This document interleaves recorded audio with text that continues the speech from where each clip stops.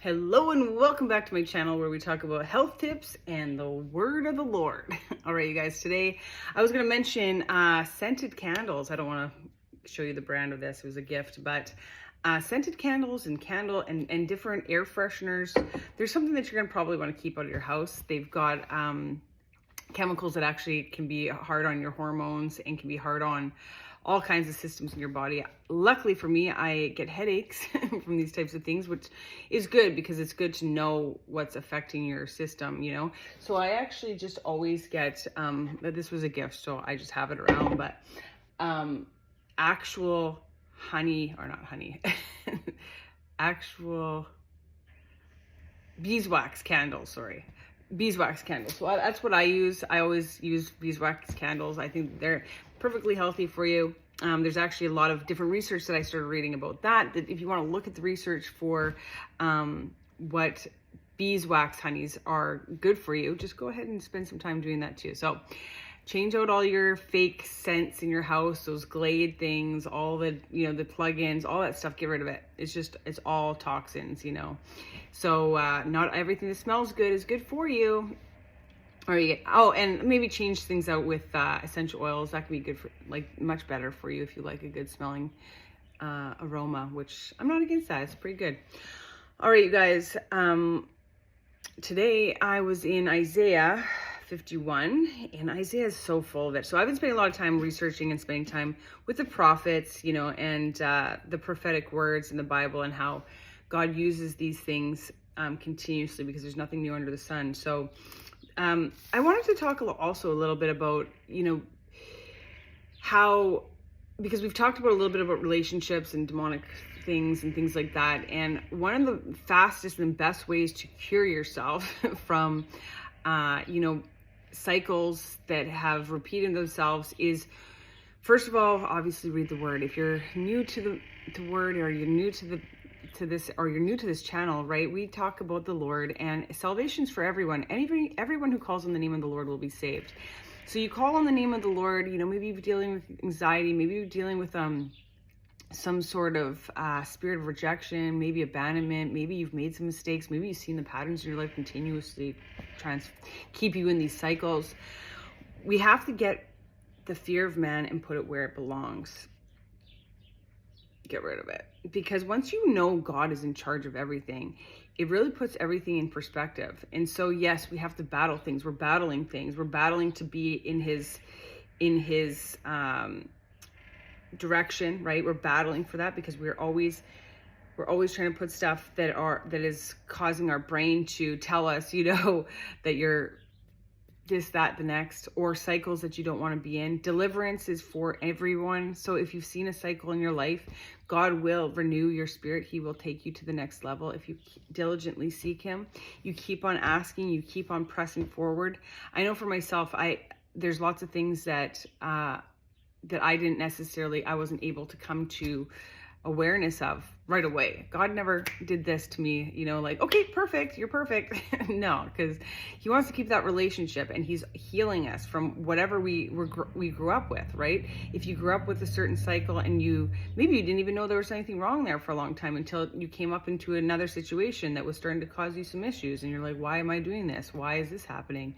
He makes us aware of the wiles of the enemy, and then he always finds a way to renew our spirit, and it's in the word, right? He's already given us the instructions.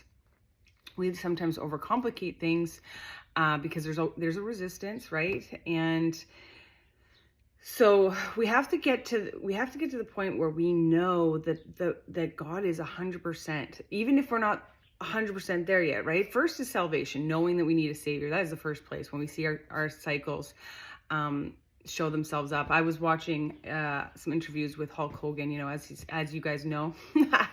My look today is to represent, just kidding. But Hulk Hogan, did eventually find the Lord, right? And he says he was just tired of himself. He was just so tired of himself. And he finally came to the point where he was like, yeah, I need God. I've seen how annoying I am. I know how these cycles repeat themselves, and I don't like the way my relationships are going. I don't like the way I behave, my ego keeps on taking me over, and then I'm stuck in the cycle of, feeding the ego that is death. It's feeding death, right? Because wherever you're trying to feed yourself, you're living in a selfish place, and that selfishness will eventually eat you up, right? And leave you desolate, lonely, lost, angry, bitter, whatever, all those horrible feelings that nobody wants to live with. Nobody wants that, right? We want to live in freedom. We want to live in joy. We want to live in peace. We want to live in love. We want to be able to love freely, and love has a place. There's a place for, holding on to your love, but there's also a place where you let go, right? Because true love lets go, it lets go of people's sins. It lets go of people's choices. It lets go of people that don't want to serve the Lord, right? I talked about that in a few videos from the past. We have to let go of people that don't want to serve the Lord with you, because when you're serving the Lord, there's a lifestyle that comes with it.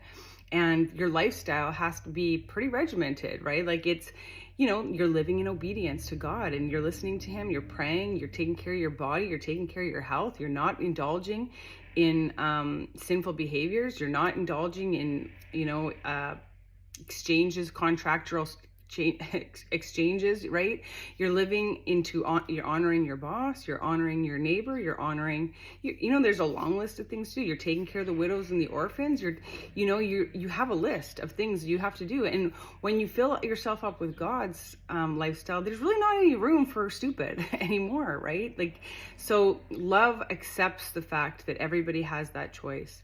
Everybody has the choice to either join with you or, into a heavenly realm of joy, peace, and all the good things, or they have to go and, work it out with God in their own timing, whenever God and them want to do it. So there's these two different lifestyles we're dealing with. And the one way to get there is to truly, truly, truly trust in the Lord with all of our heart and trust him in his timing. So most of the Bible, what I've experienced anyways in my life, I've read through these things and I've studied them, and I've been in waiting of certain things, asking God, like, when, oh Lord, because every believer goes through that at some point, right? Because when you're having to release things, sometimes you're waiting for God to do his part, right? On the other side of things. And this book is full of God telling us, first of all, we're in the long game, right? We're in the eternity game. So we're in this little tiny little place called life. And then it's eternity, right? Time. This is your death day, D-Day. So it's this tiny little thing. And then it's like eternity is like beyond what we can even think or imagine, right? And so if you're tiny little life, you're waiting for things to happen in there and it feels like forever, well, you've got to change your perspective, because God is, over everything, and everything is really on this planet. Once you've made a commitment to the Lord, it's for him to take the glory. So a lot of your situations in your life have to be set up to be they have to be impossible situations. In my situation, in my life, there's been a lot of impossible situations, right? Where people were like, well, how are you going to do this, that? Because they're looking at things from the world perspective, from the, the worldly perspective. And yeah, from a worldly perspective, through man, lots of things are impossible. With man, lots of things are definitely impossible. But with God, nothing is impossible. Nothing, right? Noah's Ark, you guys. Sarah and Abraham, the babies, when they were well into their 80s, or I don't know, 90s, somewhere 70s, I don't know, somewhere way up there, some people that are waiting for things, we got to get a grip, because we're still young, we're not in our 90s. Well, maybe you are, I don't know. But some of the things people wait for, it's all about God's timing, right? And this bad thing has to happen, and this bad thing has to happen, so that it's like the pile up of things that it's not going to happen has to happen, right? It has to be, everything has to be stacked against you for God to take the glory, because it has to be a miracle, right? A miracle is something that we all, like a ton of people thought would never happen, and then it happens.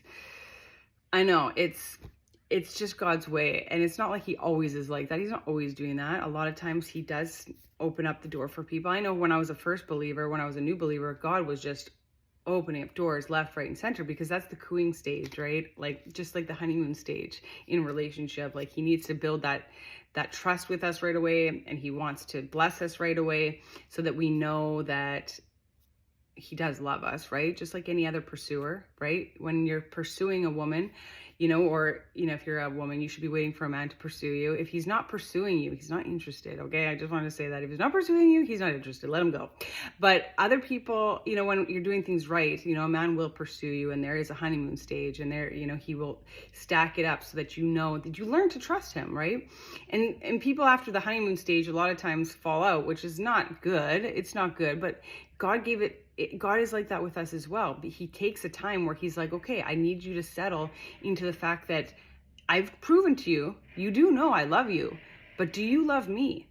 Do you love me? Will you diligently seek me? Will you come to learn about my love letters? Will you learn and spend time with me? Or are you only with me because of what you can get from me, right? Because nobody wants that. Nobody wants to be only together because one person is pursuing. There has to be a testing time, and in that testing time, both parties have to do their part. Well, God has been doing his part this whole time. He created you. He, you know, he spent all this time to, you know, with all these different people, creating these storylines that so that he could, you know, be proven through the multitudes. You know, I'm not the only one talking about God. There's millions of people that talk about God and his goodness, right? There's tons of us all over the world. It's not just my nation. It's not just me. It's the multitudes will talk about him. And he says in here that he will, every knee will bow, right?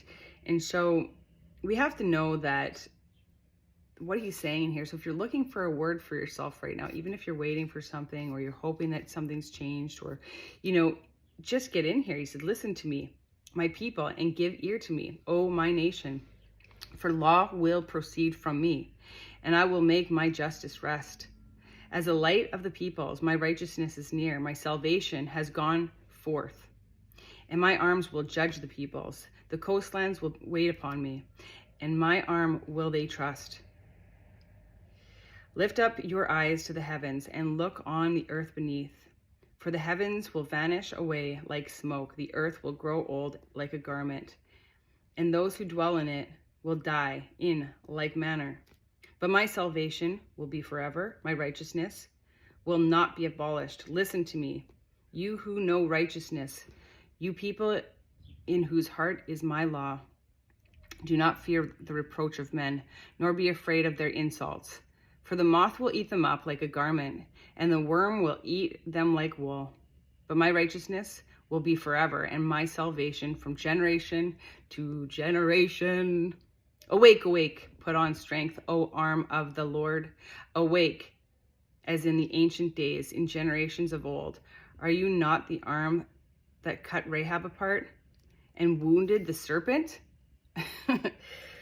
Are you not the one who dried up the sea, the waters, the great deep, that made the depths of the sea road for the redeemed to cross over?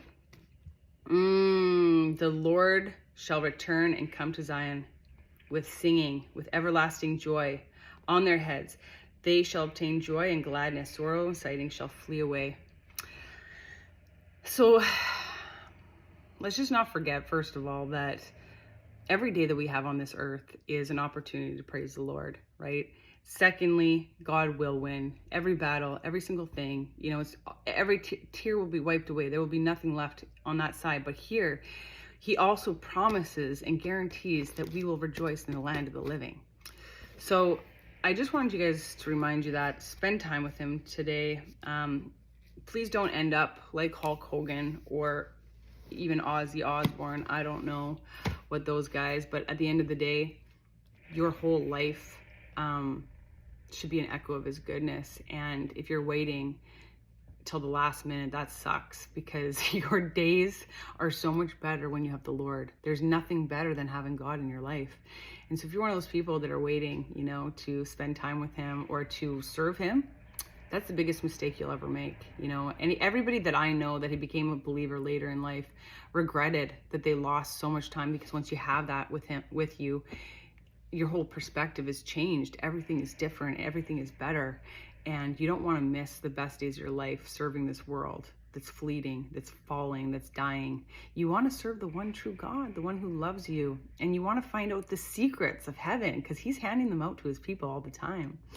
And so if you have an opportunity to look at your life and ask God if there's places that still need cleaned up, Ask him to help you do it. Believe that he will set you free.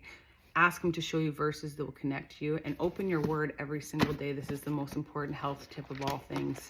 Most important health tip of all things is spend time, daily time with the Lord. All right, you guys, I'm praying for you. And I hope you are so blessed today. And remember, this could be your last day, so make it a good one. All right, you guys, chat soon.